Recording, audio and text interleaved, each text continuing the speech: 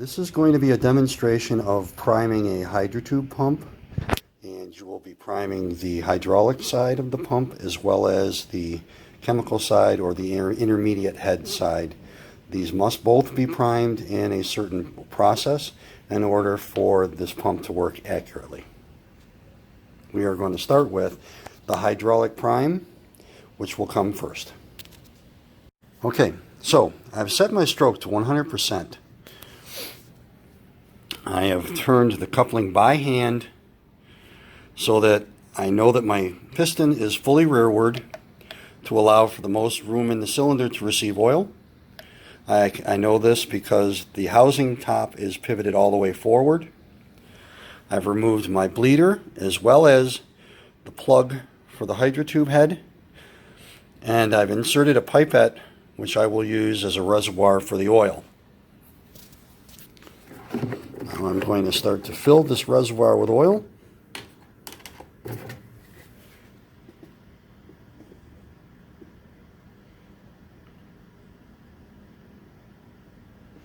Okay, we'll start there.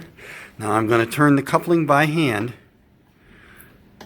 so that the housing will start rocking, the piston will come forward, and I will start to force air out of the space in the head behind the dish and the diaphragm, and it will introduce oil into that chamber.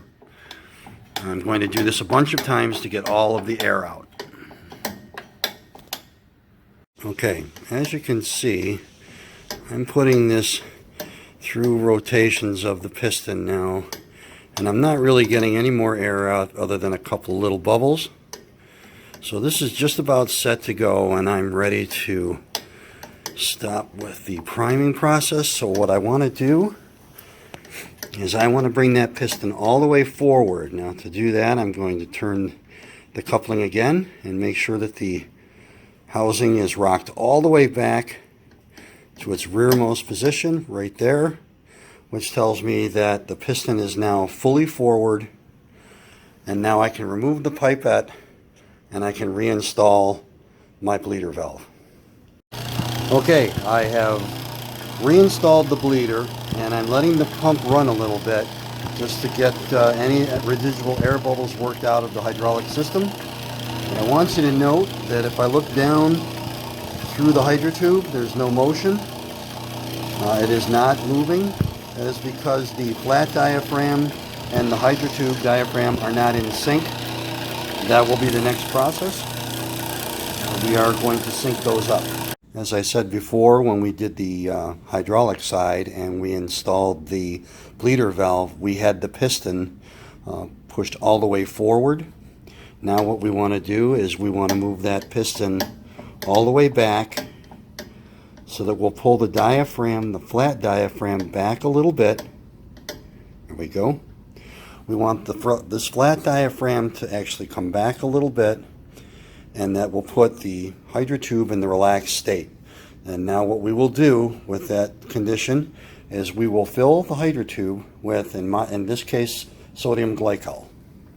Okay, I've got a bottle of sodium glycol here, and I'm just going to fill that up now.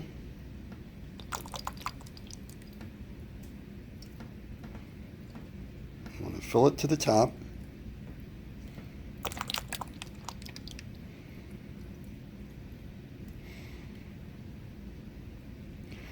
And then once I get it to the top, I'm going to take a rubber mallet and I'm going to tap the head a little bit just to knock any air bubbles that may be trapped in there and get them to rise to the surface. There we go. So now I will tap this with a hammer a little bit just to see if I can force any air bubbles to the surface. Okay, not hard, gently.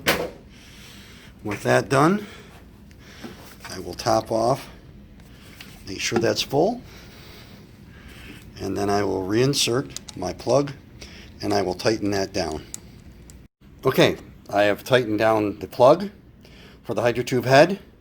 So I've filled my hydraulics, I've brought the piston back, I've filled up my Hydratube head and I've reinserted the pin or the plug.